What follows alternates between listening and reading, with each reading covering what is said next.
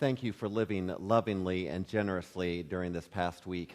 The pictures that you just saw were just a few of the stories that were shared from the Generosity Challenge that we began last week. Making cake pops to share with others, buying rice and beans for the Topeka Rescue Mission, giving blood to share life with a stranger, baking cookies to bless our neighbors at Indian Hills Elementary School, and sharing flowers to brighten someone's day. Thank you. Thank you. You are amazing and extremely generous. This is how God has created us. We are each born in the image of a loving and generous God. And during this sermon series over the next several weeks, I hope that you'll take a next step in your journey of generosity. Each week, I'll share with you how you can support our ministry funding plan in 2020 and offer a practical generosity challenge for you to try out that week. This series and the sermon today is based on a book by Christine Miller. And last week, we considered how the familiar words of John 3:16 remind us of God's loving and generous character. This is who God is. And then connected that with the story in Genesis, in which we see that this is how God has created us in God's own image. While there are barriers to our generosity, each one of us is designed to be loving and generous. This week, we continue our journey of generosity by recognizing that for many people, a place to start is gratitude. Gratitude. There's really incredible power in that word. It can improve our health. It can give you more and better friends. It can help you accomplish more and perhaps even earn more as well.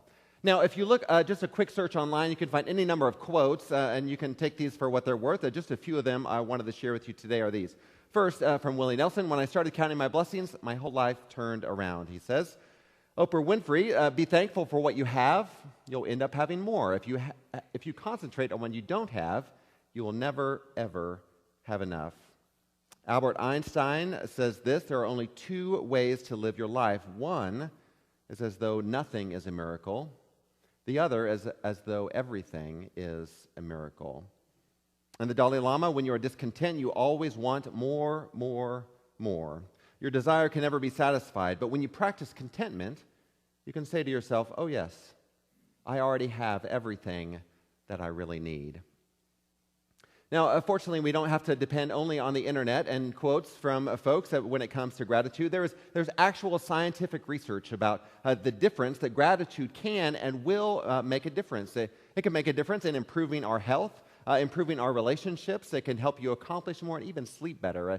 An article recently in Forbes magazine gives these following 7 scientifically proven benefits of showing gratitude. The first is more relationships.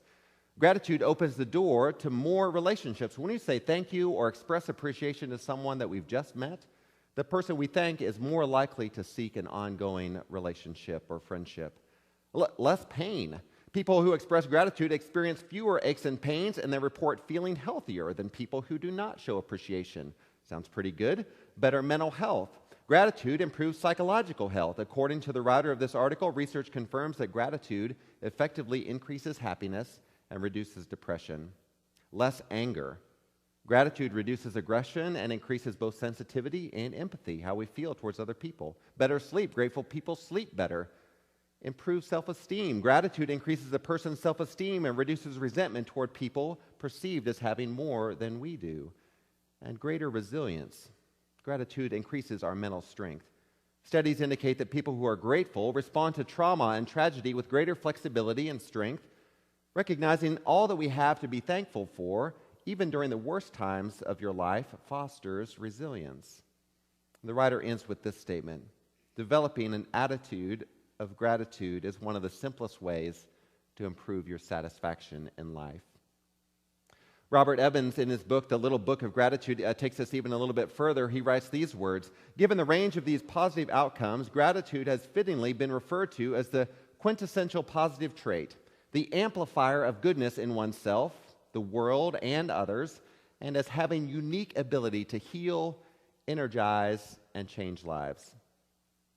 Now, all these quotes in the research may not mean much to you, but I imagine that you can imagine in your life that you can picture someone that you know to be grateful, that you know to be filled with gratitude, someone who embodies this spirit in everything that they do. Maybe it's a friend or a family member. Some of those folks that smile in spite of difficult weather or health issues, or challenging financial circumstances. People that always seem to be upbeat and positive even during difficult times, when the news from the doctor may not be what they wanted to hear, when a loved one has died. Not to make the bad things go away, but to instead see them somehow with a place of gratitude in the midst of it, focusing on the blessings in life and filled with appreciation. Do you have people like that in your life? You could be someone like that in the lives of other people, perhaps. When we practice gratitude, we acknowledge that everything that we have is a gift. Emmons says this: living gratefully begins with affirming the good and recognizing its sources. It's understanding that life doesn't owe me anything, and that all the good news I have is a gift, accompanied by an awareness that nothing can be taken for granted. This is looking at the small things in our life and realizing that even these things are a gift from God. And when everything is a gift, we don't cling to it. We don't hold on to it so tightly. We can let go of stuff because stuff doesn't define us. Of course, more importantly than all of this, we can look to the Scriptures to see a life filled with thanksgiving described. The psalmist encourages the people to give thanks over and over. In Psalm 136, we read this: "Give thanks to the Lord because He is good. God's faithful love lasts forever." And in Psalm 100, just read just a few moments ago, "Enter His gates with thanks, enter His courtyards with praise. Thank Him, bless His name, because the Lord is good. His loyal love lasts forever. His faithfulness lasts generation after generation." The Scriptures invite us into a life of thanksgiving to God, a life filled with gratitude for all that God has given us and blessed us even to this day. This is how we're created. We're born to be generous and created in the image of a loving and giving God. And one of the ways that we can respond is by giving thanks, by living gratefully, by recognizing that sometimes our stuff can get in our way, but when we look at it as a gift, it can help us begin this journey towards generosity. During this series, we are preparing to make an annual giving commitment to support our 2020 ministry funding plan. I wanted to highlight a part of our ministry funding plan each week and help you prepare to make your commitments for the year ahead. We'll also be inviting you to join me in a tangible act of generosity that you can practice this week in your life. Our finance team is working to create a ministry funding plan for the year ahead that focuses on our values as a congregation and moves us toward a financially sustainable position. We believe that we have more than enough resources to accomplish all that God has called us to accomplish. One component of our 2020 ministry funding plan is to pay 100% of our mission shares to the annual conference and denomination. These dollars help make ministry happen around the world and right here close to home. They're a tangible connection of our church with United Methodist churches around the globe. They help support our campus ministries at KU and K-State and operations of Methodist-related organizations like Aldersgate Village just down the road. Another part of our 2020 ministry funding plan is to help invest in the children and youth in our lives. Earlier in the service, we saw them offering the gift of music, and later this fall, we'll be pilot testing a new curriculum that's designed to help our children grow as disciples and give parents the tools that they need to grow in their faith along with their children, building on the strength that we already have. And you know that our congregation's namesake, Susanna Wesley, was the mother of Methodism, the mother of John and Charles Wesley, who birthed this Wesleyan movement. And we have the opportunity to model our congregational life after her and be among the best places in Shawnee County for children and youth to grow as disciples and leaders. Your giving helps make that possible, and it's one of the things we're planning for in the year ahead. To make our ministry funding plan possible, we're going to need your help. On Sunday, November 10th, you'll be invited to make an annual giving commitment. I want to show you the card, just a picture of it, to make sure that you know how we're going to invite you to complete it. We want to invite you to complete your contact information at the top, and then the first step is to indicate a dollar amount that you're going to give every week or every month or maybe once a year, maybe a commitment for the whole year. And then you can write the total there for 2020. You can do the math there. And then the second is to indicate how do you want to give. You see, the first choice there is to give by bank draft. You can share your routing number and your account number. You can find that online or in your checkbook. And It's one of the ways that you can give, and it allows you to give first to God automatically. Of course, you can always give in the offering plate, and we'd welcome you to do that as well. You'll be receiving a card in the mail, those who are active members, and also they'll be here in the bulletins for you that week as well. So over the next several weeks, I invite you to talk to God and to other people in your household and begin to ask the question, what percentage of my income is God calling me to give in the year ahead? That's my invitation to you to prepare for November 10th and now for your generosity challenge for this week. Last week, we invited you to do a random act of kindness, to live generously, and you saw some of those responses. So if you want to keep doing those things, you don't have to stop them. I'll invite you to do that as well. But this week, we're going to focus a little bit more on gratitude. So you'll find a place in your bulletin if you want to write some of these ideas down on the back of your bulletin. The first challenge is this, to share gratitude with someone in your life, to share gratitude with someone in your life. As you think about your life, who has greatly influenced you? Who has made a difference, a profound impact on how you live? Maybe been a part of some of your greatest accomplishments, and then how can you show appreciation to them? How can you say thank you? You might start by just making a list of 2 or 3 people, and then share your gratitude with them. Maybe send a card, give them a call, schedule a lunch or coffee date with 1 or 2 of them, spend time with them. Let them know that you appreciate them. So that's the first part of your generosity challenge this week, is to express gratitude, share gratitude with someone in your life. And your second challenge is this, to share gratitude with God. You might go for a walk outdoors, leave the headphones behind, walk slowly and quietly, or maybe spend time in a favorite chair or a space where you can be quiet for a few moments. Pay attention to the sights and the sounds around you, whatever it is you see in the room or whatever it is that you see outside. And then every few moments, just pause and say, God, I am deeply grateful for, and fill in the blank. Maybe it's something you see. Maybe it's a memory that comes to your mind as you're pausing for a few moments, and share your gratitude with God. And then we're going to invite you to share these with us. You might take a photo of the cards or the notes that you sent, maybe selfies with the people that you thanked, or a picture of your surroundings, the trees, the outdoors, or maybe the place where you took a moment to share your gratitude with God. You can share online using these hashtags, or you can email them to me here at the church, and we'll share them again next week.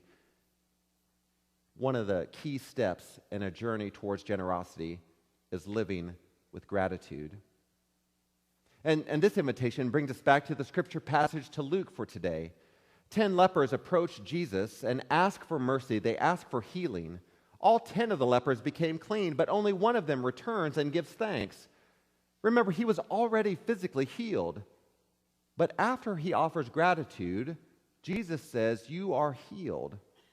Now, the difference may not seem significant, but it is. Cleansed refers to the physical healing, the removal of leprosy, which is in itself a great thing. But when the one returns to give thanks, he's healed. The Message translates the grateful leper's faith in this way. Then he said, "Get up, on your way. Your faith has healed and saved you."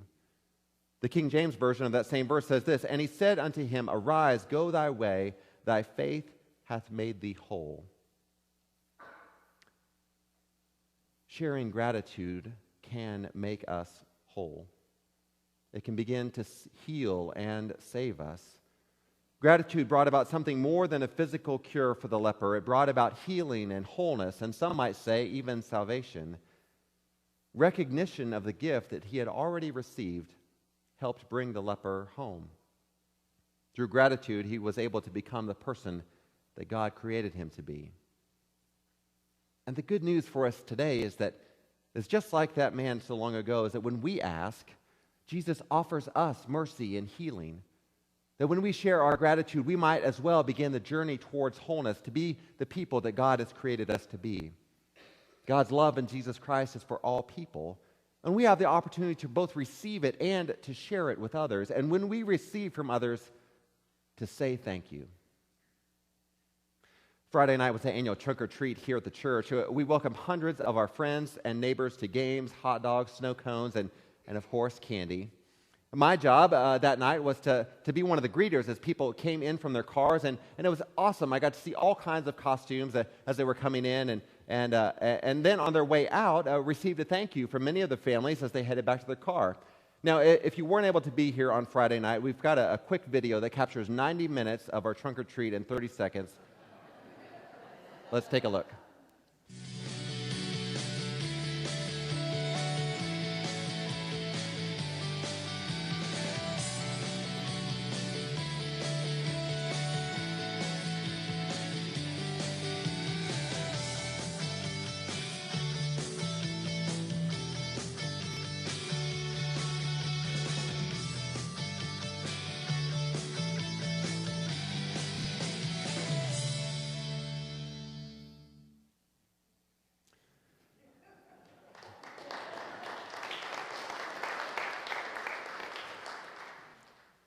So several of the families in that video shared a word of gratitude on their way back to the car that was just more than being polite.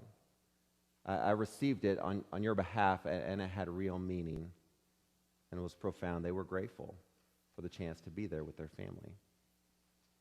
I don't know what their story is or who their neighbors are, but what I do know is that your generosity made a difference in their life, and it was real. And I had the chance to receive thanks, their gratitude, on your behalf, and it made a difference in my life. So will you join me in the Generosity Challenge this week by sharing gratitude with someone in your life and sharing gratitude with God? Will you pray with me?